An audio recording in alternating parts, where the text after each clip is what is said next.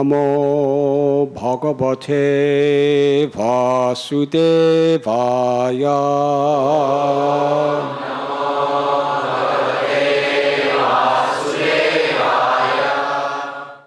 Today we are reading from Srimad Bhagavatam, Canto 10, Chapter 5, entitled The Meeting of Nanda Maharaj and Vasudeva. Text 17.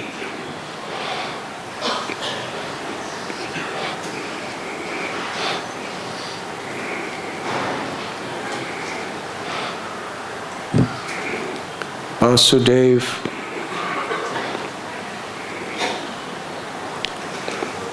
an innocent person, a great devotee of the Lord, a compassionate, pure-hearted soul, was cast into prison by Kamsa. During the marriage of Kamsa's own cousin sister Devaki, he heard a voice that the 8th child of his sister would be the cause of his death. He was so fearful. He imprisoned his sister and brother-in-law, and any time they had a child, immediately after birth, he murdered the baby.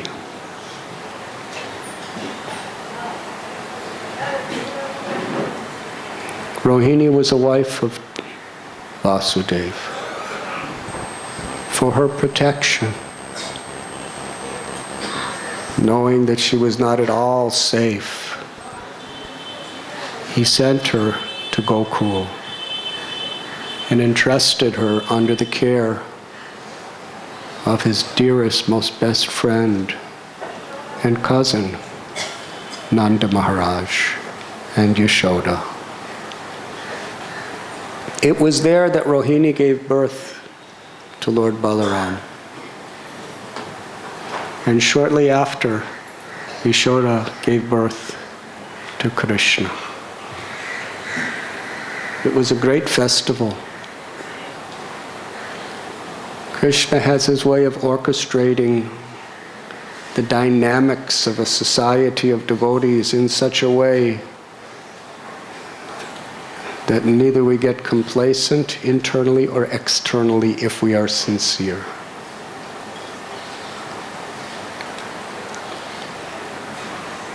When Krishna was born, it was a festival for many reasons. One is that Nanda and Yashoda had no children, and they wanted a child.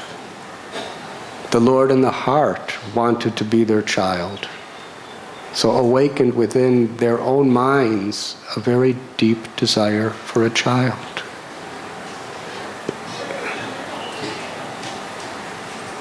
And year after year there was no children.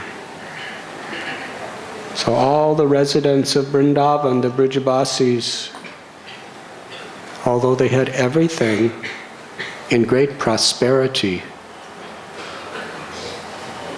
they were so much concerned that Nanda and Yashoda have a child. This was their nature. They were so concerned with each other. It was as important to them for Nanda and Yashoda to have a child, even more important than for themselves to have children.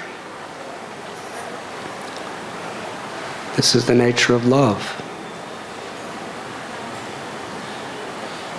And highly realized people, paradukha dukhi, they love everyone. Therefore, another person's suffering is our suffering. Another person's happiness is our happiness.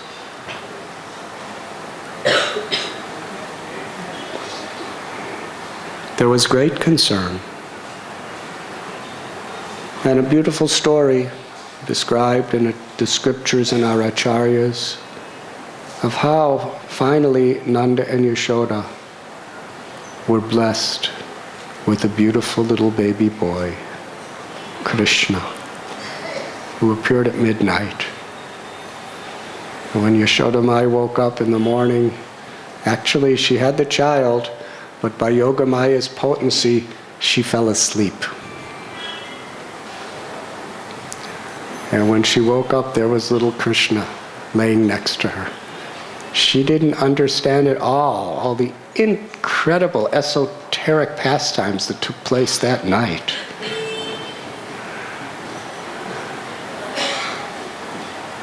She was just a simple mother with a beautiful little baby.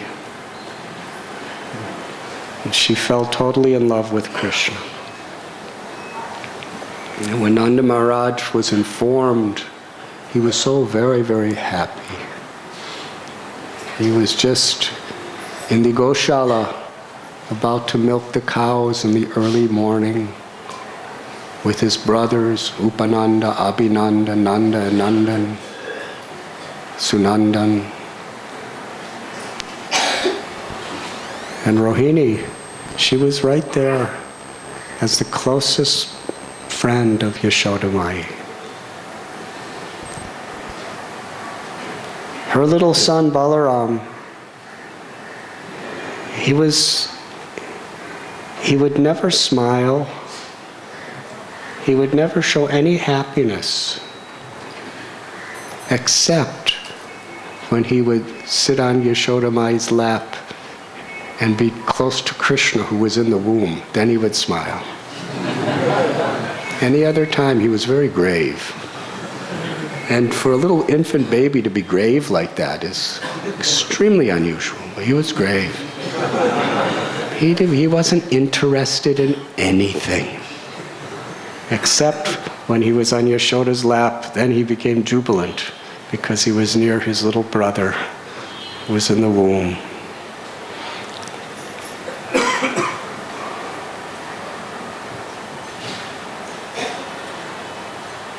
So Nanda Maharaj received a message.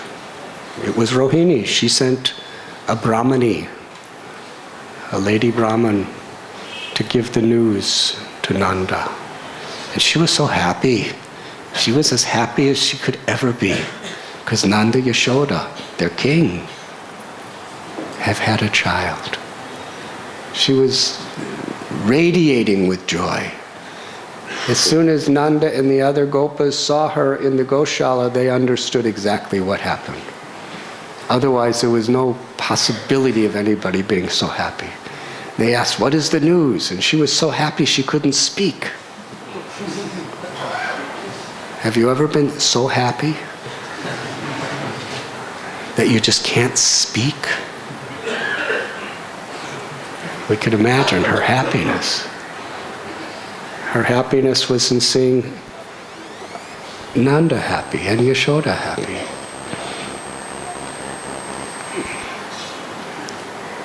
And finally, somehow she said it. And they celebrated, and Nanda Maharaj, he was practically falling unconscious in joy, just receiving this news at every step.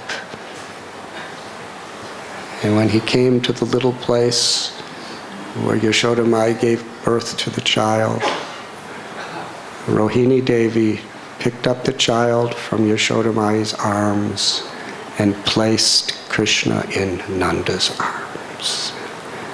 And the ecstasy he experienced cannot be described. And so he arranged this beautiful festival, Nandotsava, where he was just giving so much charity. This is Nanda Maharaj. This is the Vedic culture, where we celebrate by giving. In the ordinary social sense, we usually celebrate by getting. Yes? If it's our birthday, we expect to get so many things. But later on, we read in Srimad Bhagavatam, when it was Krishna and Balaram's birthday, they had to stay home from playing with all their children. They had to stay home and spend the day giving things. And they were happy doing that. It wasn't a punishment, it was a joy. They were taught that the real joy of life is in giving. The real ecstasy of life is in sharing what God has given us. So Nanda Maharaj, first thing, we described this last week, he decorated 2 million cows. He plated their horns with gold. He plated their hooves with silver. He put silken sheets around them and gave them sometimes necklaces with jewels. 2 million cows. And gave them in charity. And each one could give huge quantities of milk also. Then he made gigantic mountains of grains and decorated them also with jewels and gave those away. And here we read in this verse how to all the different Brijabasis he was giving beautiful garments and ornaments and jewels. He was a simple cowherd man. This is how it was in those days. He just took care of cows, protected them, loved them, and he grew food from the ground. And in those days, there wasn't even currency. You would just trade what you have for something someone else has. To people who were mining jewels, they needed milk and grains, so he would give them and they would give him this. And here Nanda Maharaj is celebrating the happiness of his heart that God had blessed him with a child by giving, giving, and giving to everyone. So everyone was so happy. It was such a celebration. There was musicians playing instruments and singing, Brahmins who were chanting mantras and doing rituals and pujas and yagyas. There were dancers dancing. Everybody, whatever they could do nicely, they did it as part of the celebration. Everyone was contributing something and expressing their joy. And they would, out of love, they took yogurt, dahi, butter, and they would mix it with turmeric or saffron, and sometimes other minerals and herbs, and throw it on each other. Such a festival. But it wasn't like Holi the way it is celebrated in India today. Sometimes Holi is kind of a ghastly situation.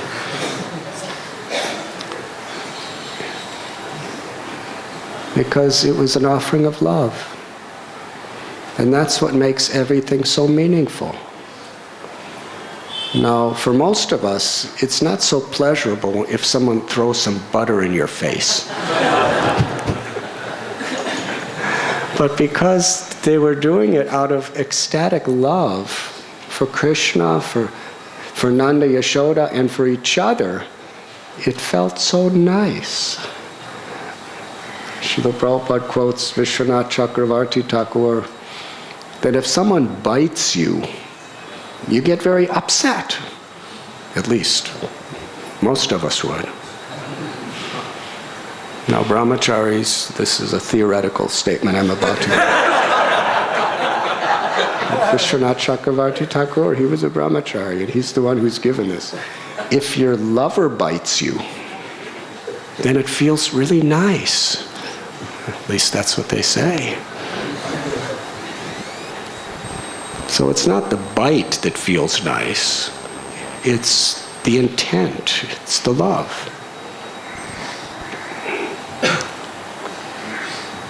So they're throwing turmeric on each other and throwing butter on each other and throwing yogurt on each other, and they're laughing and they're dancing and they're singing and they're so happy, just exchanging love.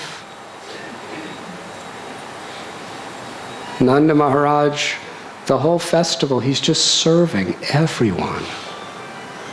And his object in serving them all was to make them happy. Service is not just a ritualistic activity.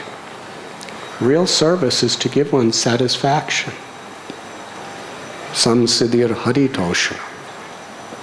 Seva means to serve God in such a way that Krishna is happy.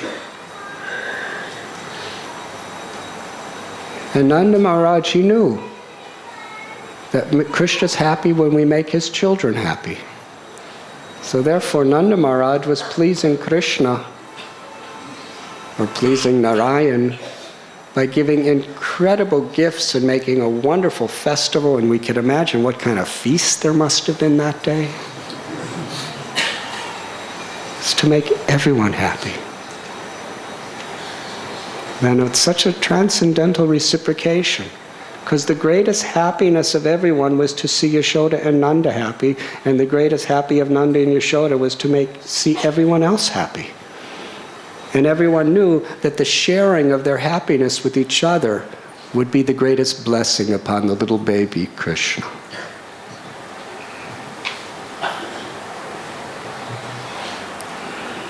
When we share our joy of devotion with each other, the greatest blessings come.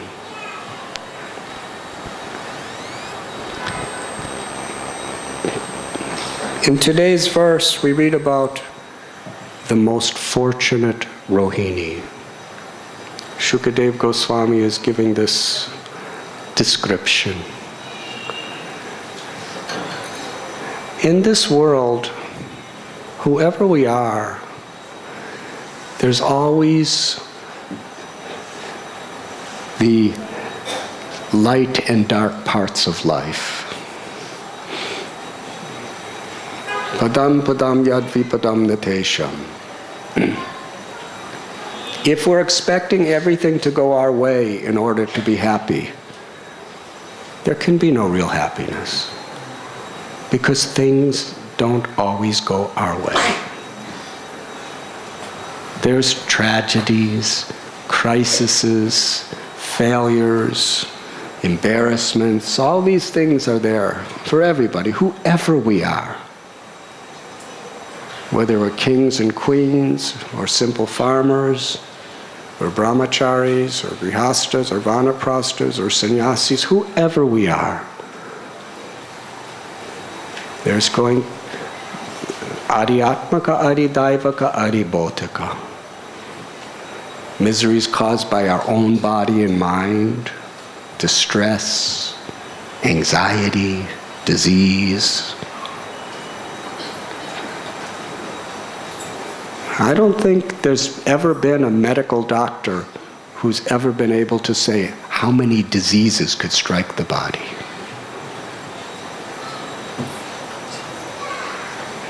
And new diseases are being invented by nature almost every day.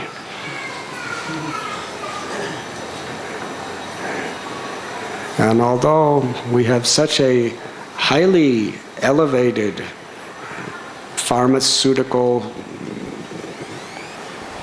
industry within the world, and billions of dollars being poured into medical research, which is very good, still,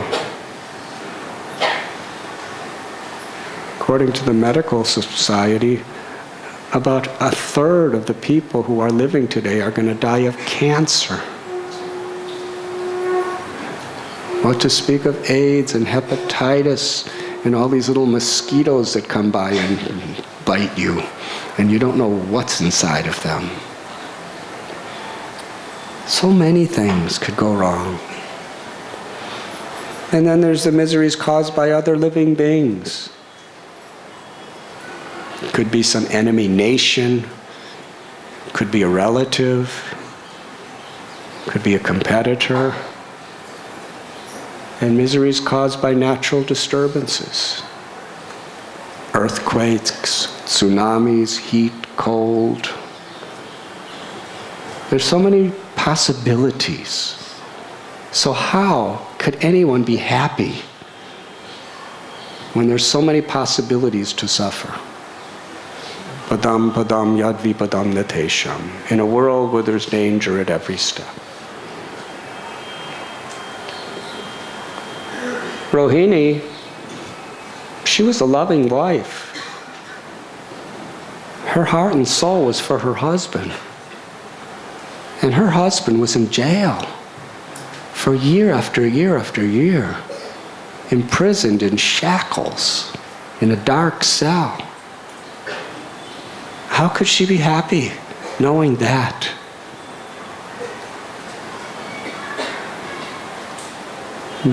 But here, Nanda Maharaj is giving her beautiful clothes to wear and beautiful ornaments to celebrate. And generally, in the Vedic system, when a husband is in a situation like that, the wife doesn't dress very nice. She has no one to impress. She's just not concerned with that. But Krishna was born. She didn't know he was God. She just knew that he was Nanda and Yashoda's son, and he was so beautiful and so much captivated the love of her heart. To please Nanda and Yashoda, she wanted to serve all the lady guests that came. And it describes here she dressed gorgeously with opulent garments and ornaments. It's very significant. If real happiness in this world is on a transcendental level. Because ultimately, we're eternal spirit souls. It's very interesting. Sometimes I meditate like this. If we're supposed to be paradukkha dukhi, that means our suffering is other people's suffering, and our happiness is other people's happiness. And there's so much suffering in this world. It seems that we should be living in total misery. Does that make sense? You know, we see even our friends, their parents die and their children sometimes are sick and so many, they fail their exams. Yes, or sometimes even our own children, so many difficulties, and what to speak of the people at large. You know, the midday meals program we see, the devotees are feeding little children in the ghetto schools, and these children, sometimes so much disease and so much poverty and so much suffering. And then we read in the newspapers, if you do that, about genocides in different parts of Africa and so much suffering and death. When all that's happening to our, because aham bija pratapita, every living being is our brother and sister. When we hear about our brothers and sisters, whether they're in Africa or South America or whether they're in,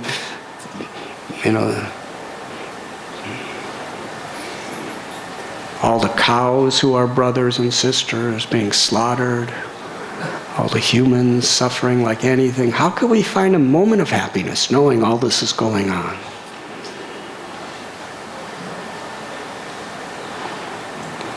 Hare Krishna.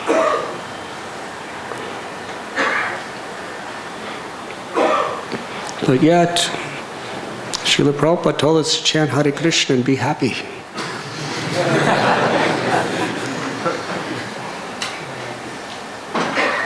And the nature of a devotee is they're always happy.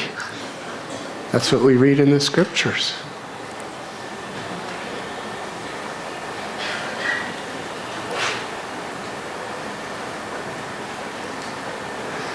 So this balance is real wisdom. This ability to balance our miseries, others' miseries, with the joy of the opportunity. We read about great saintly people. They're in ecstasy. At the same time, they're their hearts are dancing in ecstasy while their hearts are simultaneously broken to see other people suffering. We were speaking the other day. Advaita-charya is the incarnation of Mahavishnu and Sadashiva. And he's with Lord Chaitanya in this incredible festival of cleansing the Gundicha temple. And then they had a big kirtan. They're chanting, dancing. Sri Chaitanya Mahaprabhu is bathing the devotees with the tears of his love. The greatest saints in all the world are with the Lord himself, dancing and singing. What a festival. And Lord Chaitanya turns to Advaita-charya's son, Gopal, and says, Gopal, chant and dance.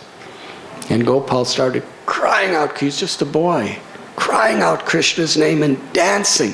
And he was in so much happiness, suddenly he fell to the ground. Total collapse.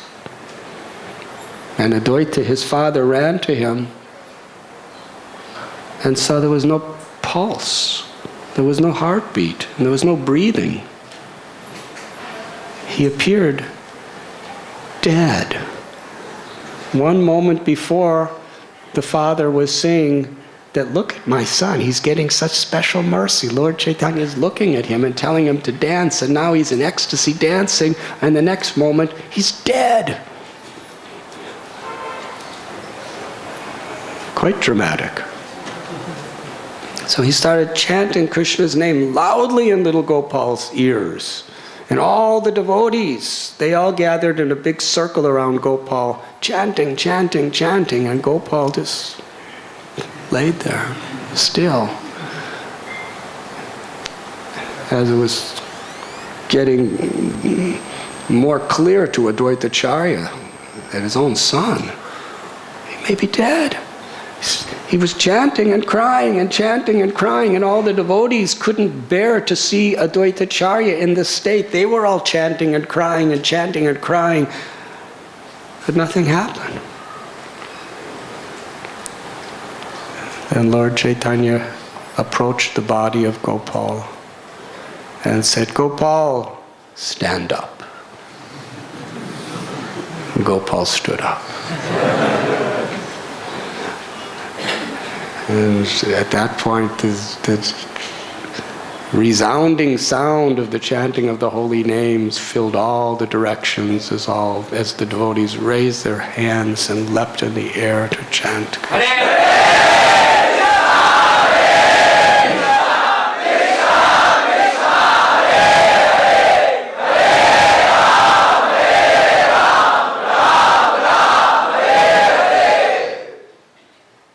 So whoever we are, even if we're Mahavishnu,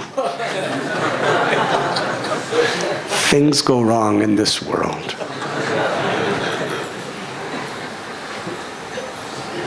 But we understand that the soul is eternal. The soul is part of Krishna.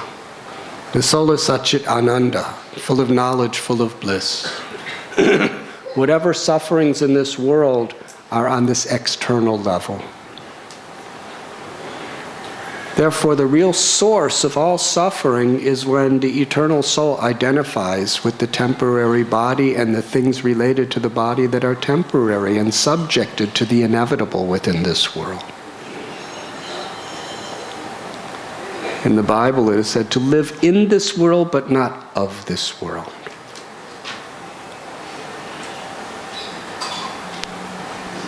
When Srila Prabhupada came to the West and came back to India and traveled all around,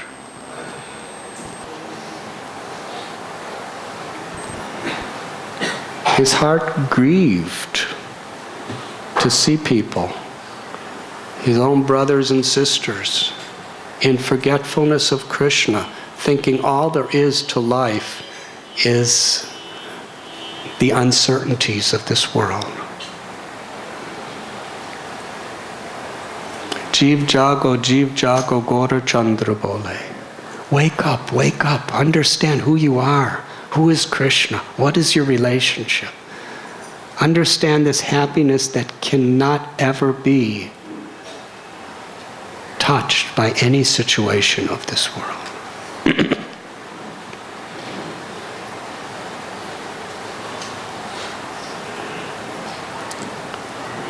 This balance of compassion on a human level for whatever type of suffering people have,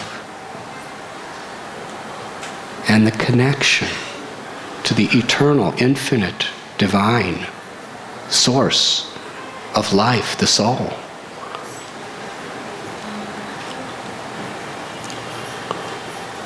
We can celebrate the beauty and the fortune of Krishna and the opportunity that everyone has in this world for that, while at the same time feeling for the sufferings of others and wanting to help them, physically, emotionally, and especially spiritually. So Rohini, although her husband was in prison, which was a miserable situation for her, she was actually in ecstasy. Because God gave her a beautiful son, little Balaram, and he gave Nanda and Yashoda a beautiful son, Krishna. And how was she celebrating? She apparently transgressed etiquette by dressing beautifully. But we must understand the whole purpose of etiquette and the whole purpose of all rituals and rules and regulations are to please God. And to please God, to serve and to please the Lord's devotees, and to be compassionate to all beings.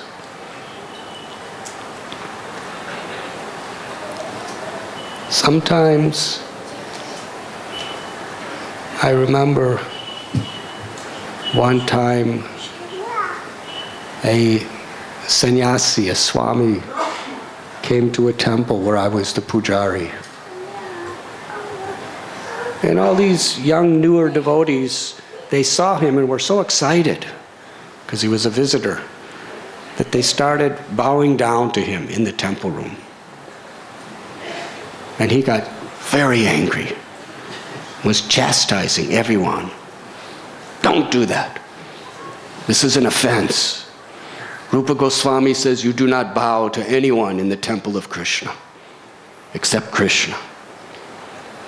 He was chastising. Some of these people, they were just new people. They wanted his blessings. That's why they were bowing down, and they felt like they were being cursed, and some of them kind of ran away. And others were crying, and others were confused, and some were kind of angry. And I was just kind of watching. And I remember when that was happening, I was too shy, because I'm still kind of shy, actually. I was too shy to tell him this. But I was going to say to him, Rupa Goswami also says it's an offense to chastise anyone in the temple in front of Krishna.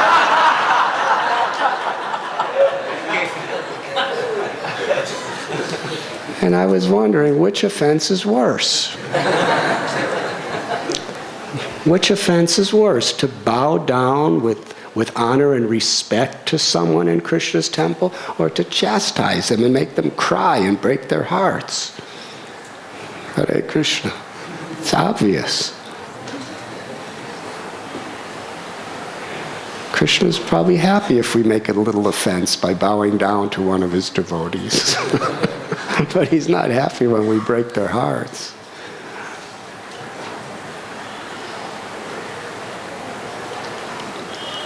So sometimes we become so fixed in rules, regulations, and particular forms of etiquette and ritual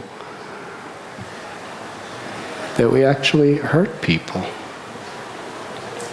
We disrespect people. We even become egoistic, that I know more than you, I'm better than you. The whole purpose of all these rules and regulations and the whole purpose of all these etiquettes and rituals is to actually transform our character. If the discipline is actually real, with this proper purpose, it should make us humble, it should make us respectful. Trinadapi sunichena taror ivasahishnana. To be humble like a blade of grass, tolerant like a tree, eager to offer all respect to others and not to expect respect for oneself. That is bhakti. That is what pleases Krishna.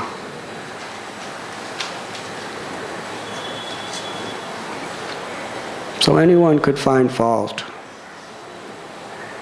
And the very methods within any spiritual path that are supposed to actually make us soft-hearted, humble, and loving, and compassionate, if those same methods make us hard-hearted, egoistic, judgmental, then we've missed the whole purpose. What pleases Krishna.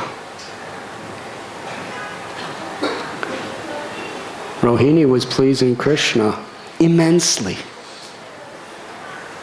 She was dressing so beautifully, which is against the social custom under her conditions, but she was doing it because Nanda and Yashoda gave her the ornaments. And it would make them happy if she wore them. Some transgression for a higher purpose. She didn't want to break their hearts. No, I will not accept this. They gave it to her with love. They gave it to her with so much joy. And by accepting it, she would give them joy. And she would give all the guests joy by serving them. She's the mother of Balaram, the original guru of all gurus. And she's just serving everyone. And that's her happiness. So yes, despite the miseries of material existence that she recognized and she was dealing with, there was an overall ecstatic happiness that her heart was permeated with, because there's something beautiful to celebrate. Always. Krishna. Krishna's love, Krishna's mercy.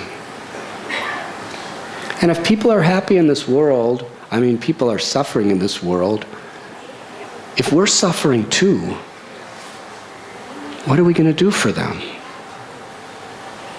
You have to have something to give something.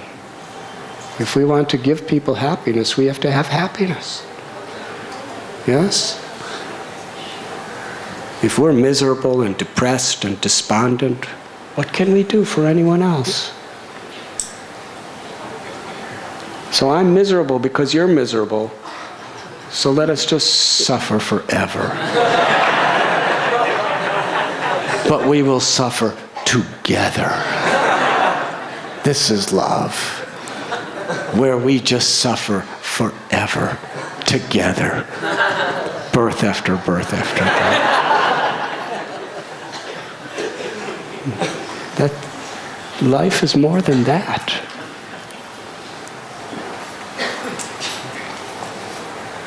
If we want to give love, if there's darkness in the world, there's only one thing that could give light in darkness. It's not darkness. If you throw more darkness in the room, it just becomes darker. But if you give light, then the darkness is dispelled. So when devotees actually find that inner joy, that inner peace, that inner love of Krishna, of the beauty of the soul, and see that potential in others, then even in the greatest suffering, with compassion, we're happy. It's not that people are suffering and we just go dancing by and say, well, too bad for you because I'm happy. That's not happiness.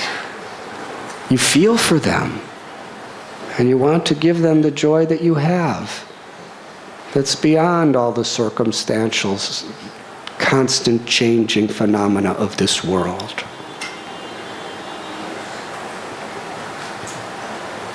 That is real compassion. When Srila Prabhupada was asked, how could we repay you for all you've done for us? He said two things. Just accept what I've given you and give it to others. When we accept what he gives us, it's a meaningful life where there's a happiness and there's a peace beyond the struggles and the tragedies of this world.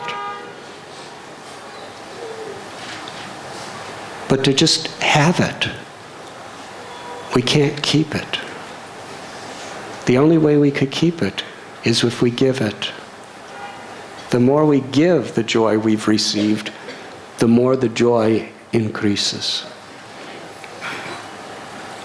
If we just try to keep it for ourselves, because the joy is, as we were speaking last night, watering the root of the tree. If you water the root, every part of the tree is nourished. When we learn to love God, when we learn to love Vishnu, Krishna, then we actually learn to love every living being. And we can nourish every living being. Every flower, every twig, every leaf is nourished. We were speaking last night on the occasion of the Ratha-Yatra in Shivaji Park. Ratha-Yatra is so special. It's Krishna's manifesting this most incredible example of how in giving we receive.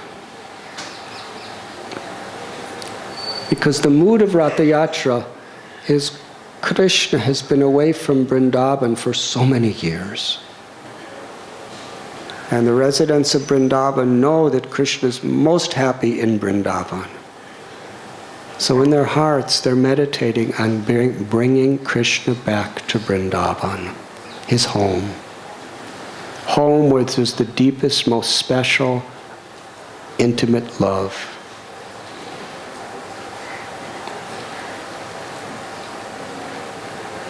So every year, people who understand the festival, they come in large numbers to pull these gigantic ropes to bring Krishna to Vrindavan.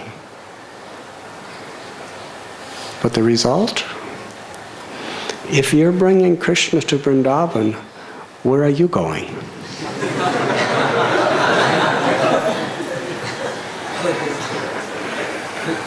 Does anyone know? Everyone together. If you're bringing Krishna to Vrindavan, where are you going? Hariva. Back home, back to Godhead. Automatically we go to Vrindavan if we're selflessly, without motivations of ourselves, bringing Krishna to Vrindavan. We go to Vrindavan. Krishna's tricking, Jagannath's tricking everyone.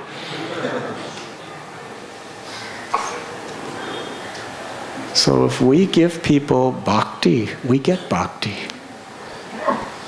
If we please Krishna, ultimately we become pleased.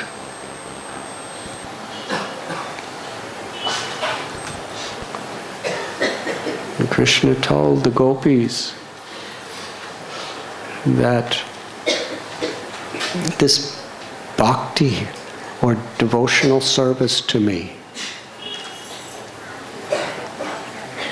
it will give blissful eternal life to anybody, any living being who simply accepts it. Doesn't matter if we're male or female or black or white or red or yellow or brown or green, I don't know, all these things. Doesn't matter if we're from high caste, low caste, no caste.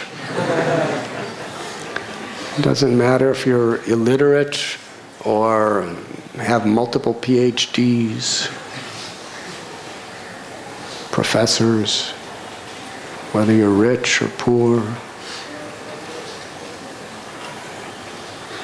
We simply serve with devotion, seva. And Krishna's pleased with the quality of our service. Krishna's pleased by love, by devotion. And Krishna reveals the treasure within ourselves, eternal blissful life. And Rohini was celebrating.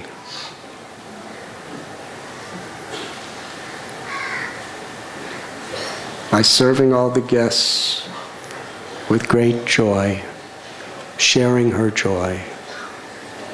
And the sorrows of the world, we deal with them, we understand them, we feel for them from a platform of actually trying to be a solution to the problem.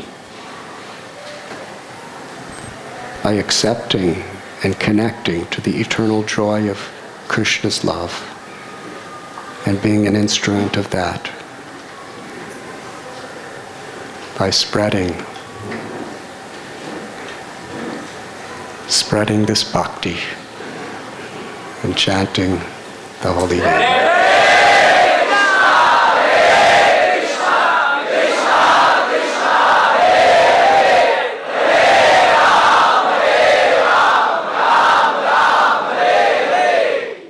You see, sometimes in this world when somebody's really suffering, loss of loved one or something, people try to help that person to forget the misery. But in bhakti, param dristvani vartate. We want to help people to transcend the misery, to recognize and feel the misery that's there, but simultaneously to transcend it. If we don't feel it, we become callous and hard-hearted toward it, especially in others. We feel it, but from a transcendent perspective, by giving people infinite hope of who we are, what we have, and what we could give.